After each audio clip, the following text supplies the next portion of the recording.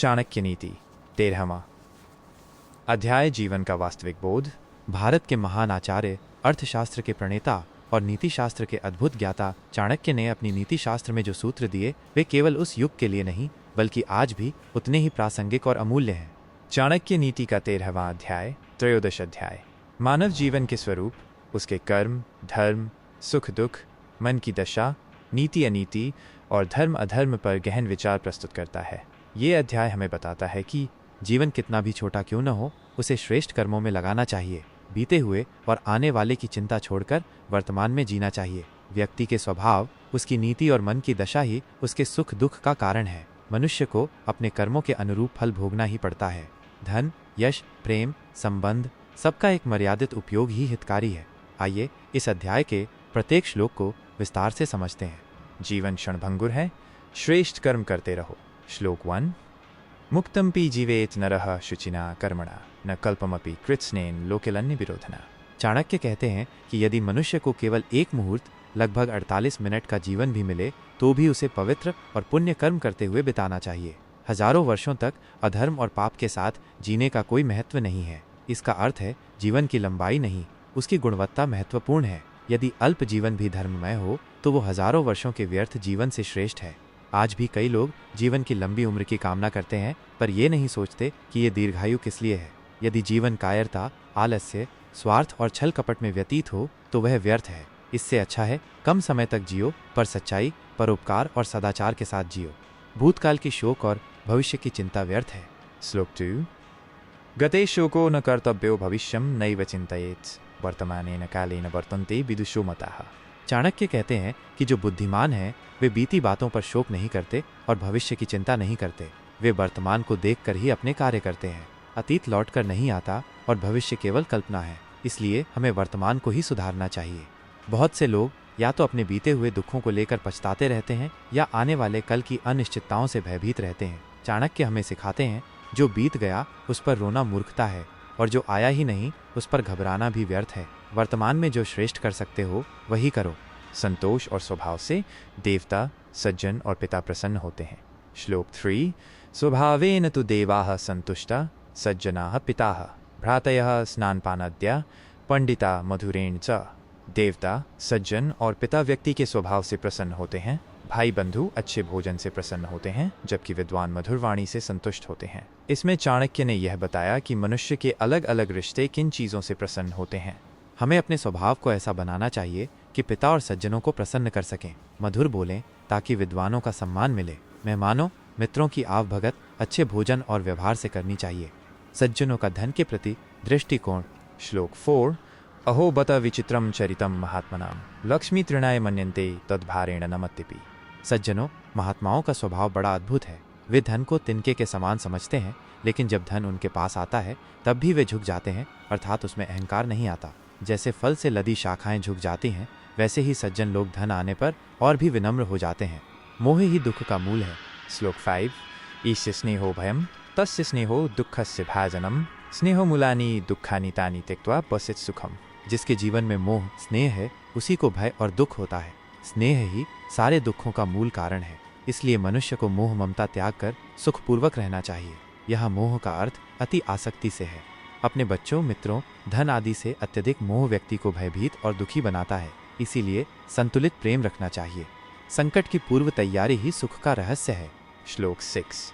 अनागत विधाता च प्रत्युपायम च पश्यति द्वावेते सुखमिध्येते यद्भाव्यो न विचिन्तयेत्। जो आने वाले संकट की पहले से ही तैयारी कर लेता है और जो संकट आने पर तुरंत उपाय सोच लेता है, ऐसे दोनों व्यक्ति सुखी रहते हैं। जो केवल भाग्य के भरोसे बैठा रहता है वह दुख भोगता है। राजा जैसा होता है प्रजा वैसी ही होती है। श्लोक 7। राज्ञी धर्मणि धर्मिष्ठा पापे पापा समेष्माः राजान मनुवर्तन्ते यथा राजा तथा प्रजाः। यदि राजा धर्मात्मा है तो प्रजा भी धर्म का पालन करती है। यदि राजा पापी है तो प्रजा भी पाप में प्रवृत्त हो जाती है। राजा जैसे आचरण करता है वैसा ही आचरण प्रजा भी करती है। किसी भी संगठन में नेता का आचरण सबसे बड़ा उदाहरण होता है। पिता, शिक्षक, अधिकारी, राजा सबके लिए ये नीति एक समान है। धर्म ही मृत्यु के बाद भी जीवित रखता है। श्लोक 8। जीवन मृतमिव गेयम देहिनम धर्मवर्जितम मृतो धर्म समायुक्तो दीर्घजीवी न संशयः। जो धर्महीन व्यक्ति है वह जीवित रहते हुए भी मरा हुआ माना जाता है, जबकि धर्मयुक्त व्यक्ति मृत्यु के बाद भी दीर्घजीवी रहता है। उसके सद्कर्म, कीर्ति और स्मृति हमेशा जीवित रहती है। धर्म, अर्थ, काम और मोक्ष जीवन के 4 स्तंभ। श्लोक 9। धर्मार्थ काम मोक्षाणा यस्यैकोऽपि न विद्यते अजागलस्तन्यायेन तस्य जन्म निरर्थकम। जिस व्यक्ति के जीवन में धर्म, अर्थ, काम और मोक्ष में से एक भी न हो, उसका जन्म उस बकरी के गले में लटकते निष्फल थनों के समान है जिनसे दूध नहीं निकलता।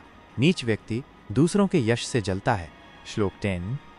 दूयन्ते सुतीयने चाह परयशो सहन्यः अशक्तः पदम गन्तुं ततो निन्दां प्रकुर्वते। नीच व्यक्ति दूसरों का बढ़ता हुआ यश देखकर जलता है। जब वो उस पद को पाने में असमर्थ रहता है तो निंदा करने लगता है।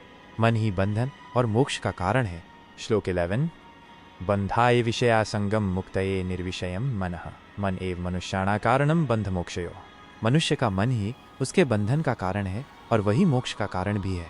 विषयों में आसक्त मन बंधन में डालता है और विषयों से मुक्त मन मोक्ष की ओर ले जाता है। देहाभिमान से मुक्त होने पर समाधि की स्थिति। श्लोक 12।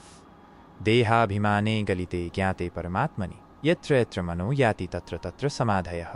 जब मनुष्य देहाभिमान से मुक्त हो जाता है और परमात्मा का ज्ञान प्राप्त कर लेता है, तब उसका मन जहाँ भी जाता है वहाँ उसे समाधि, शांति प्राप्त होती है। संतोष में ही सुख है। श्लोक 13।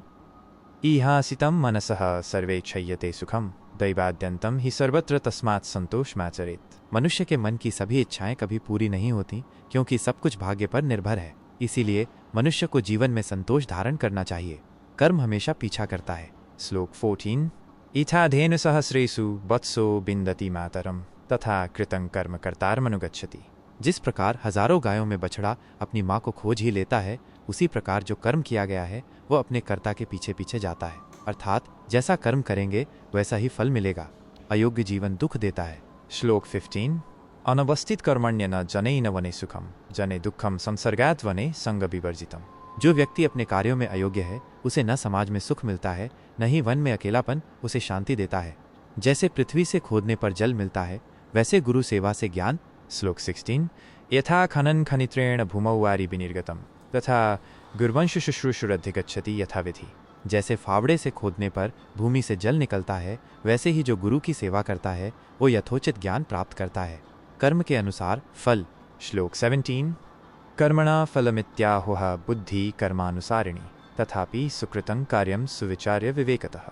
मनुष्य को कर्म के अनुसार ही फल मिलता है, उसकी बुद्धि भी कर्म के अनुसार कार्य करती है। इसलिए बुद्धिमान और सज्जन लोग सोच समझकर ही कोई कार्य करते हैं। गुरु का अनादर करने वाला नरक पाता है। श्लोक 18। एकाक्षर प्रदातारं यो गुरुं नाभिवन्दते सतजन्मनि चांडालत्वं याति ब्रह्म विवर्जितः। जो व्यक्ति एक अक्षर पढ़ाने वाले गुरु का भी आदर नहीं करता, वो 100 जन्मों तक चांडाल बनकर जन्म लेता है। सज्जन अपनी प्रतिज्ञा से विचलित नहीं होते। श्लोक 19।